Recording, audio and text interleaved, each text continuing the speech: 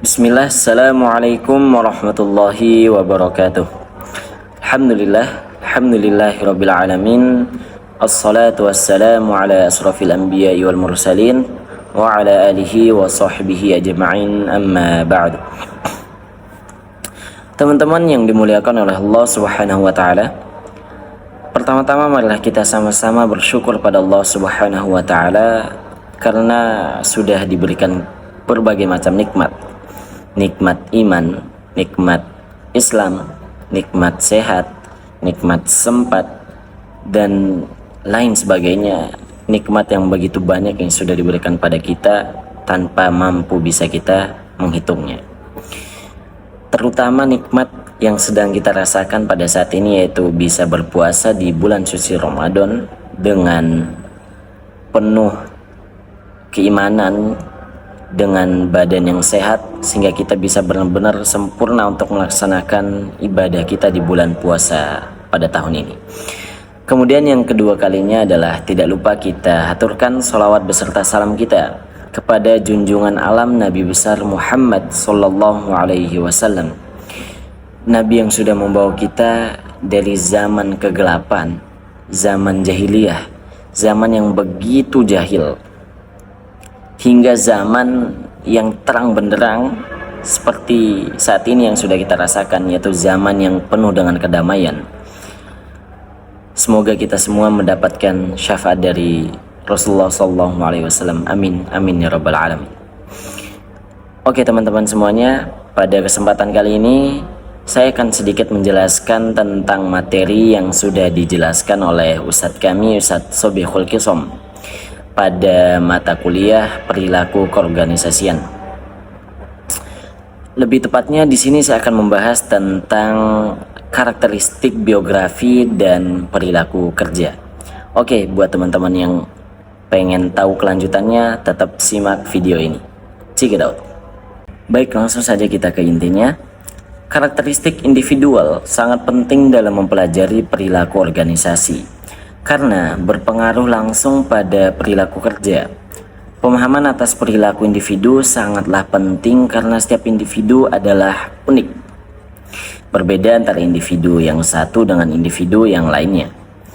Untuk dapat memahami perilaku individu dengan baik, terlebih dahulu kita harus memahami karakteristik. Kita harus memahami terlebih dahulu karakteristik yang melekat pada diri individu itu sendiri. Ketika seorang individu memasuki organisasi tempat mereka bekerja dan berinteraksi dengan lingkungan kerja, maka akan berdampak pada perilaku kerja individu. Kinerja organisasi tergantung dari kinerja individu. Oleh sebab itu, seorang manajer tidak bisa mengabaikan perlunya mengetahui karakteristik individual, baik sebagai bawahan maupun sesama manajer. Setiap individu berbeda dalam banyak hal. Seorang manajer perlu mengetahui bagaimana perbedaan-perbedaan mempengaruhi perilaku dan kinerja bawahannya. Untuk mengerti perbedaan individual, para manajer harus mengamati dan mengenali perbedaan, mempelajari variabel-variabel yang mempengaruhi perilaku individu, dan menemukan hubungan di antara variabel-variabel.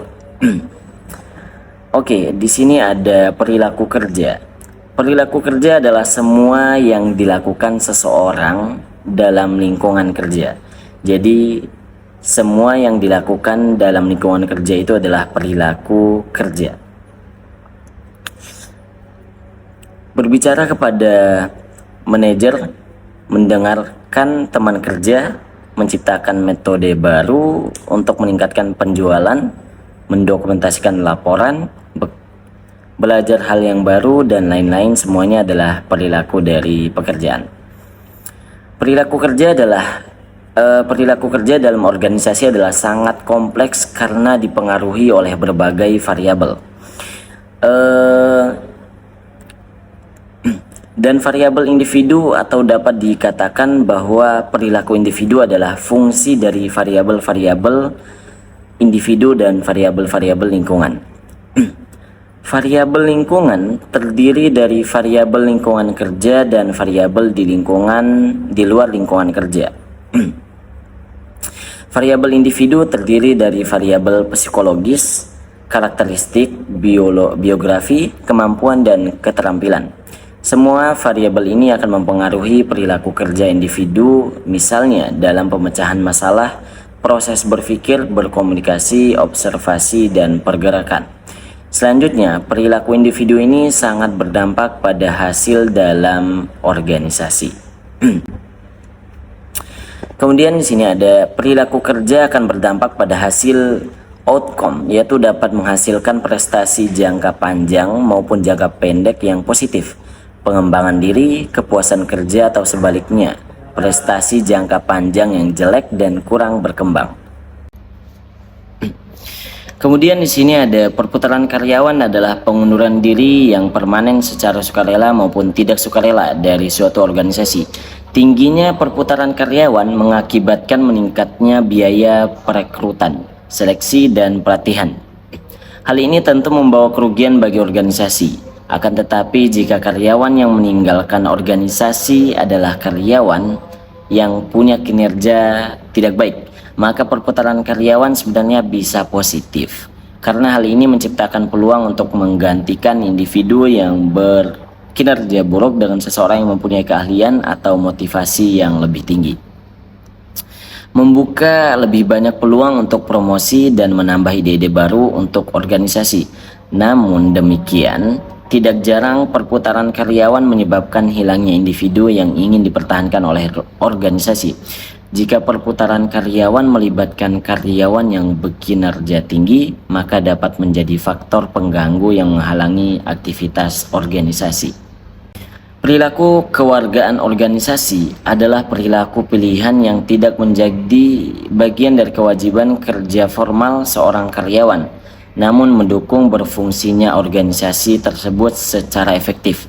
Organisasi yang sukses membutuhkan karyawan yang akan melakukan lebih dari sekedar tugas. Biasa, mereka yang akan memberikan kinerja yang melebihi harapan. Dalam dunia kerja yang dinamis seperti saat ini, tugas semakin sering dikerjakan dalam tim dan fleksibilitas sangatlah penting. Organisasi membutuhkan karyawan yang akan memperlihatkan perilaku kewargaan yang baik, seperti membantu individu lain dalam tim, mengajukan diri untuk melakukan pekerjaan ekstra, menghindari konflik yang tidak perlu, serta dengan besar hati mentolerir kerugian dan gangguan terkait pekerjaan yang kadang terjadi. Organisasi menginginkan dan membutuhkan karyawan yang bersedia melakukan tugas yang tidak tercantum dalam deskripsi pekerjaan mereka. Fakta menunjukkan bahwa organisasi yang mempunyai karyawan seperti itu memiliki kinerja yang lebih baik daripada organisasi lain. Pekerjaan seseorang menuntut interaksi dengan rekan kerja dan atasan, mengikuti peraturan dan kebijaksanaan organisasional,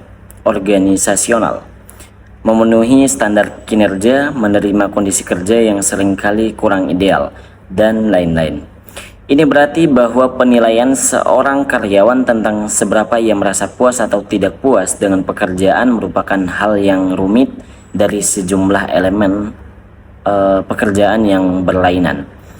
Ada 5 dimensi pekerjaan telah diidentifikasi untuk mengukur kepuasan kerja. Yang pertama itu ada pekerjaan itu sendiri. Dalam hal pekerjaan memberikan tugas yang menarik, kesempatan untuk belajar, dan kesempatan untuk menerima tanggung jawab. Kemudian yang kedua adalah gaji. Sejumlah upah yang diterima dan tingkat di mana hal ini bisa dipandang sebagai hal yang dianggap pantas dibandingkan dengan orang lain dalam organisasi. Kemudian yang ketiga ada kesempatan promosi. Kesempatan untuk memperoleh promosi jabatan dalam organisasi. Kemudian yang selanjutnya adalah pengawasan, kemampuan penyelia untuk memberikan bantuan teknis dan dukungan perilaku.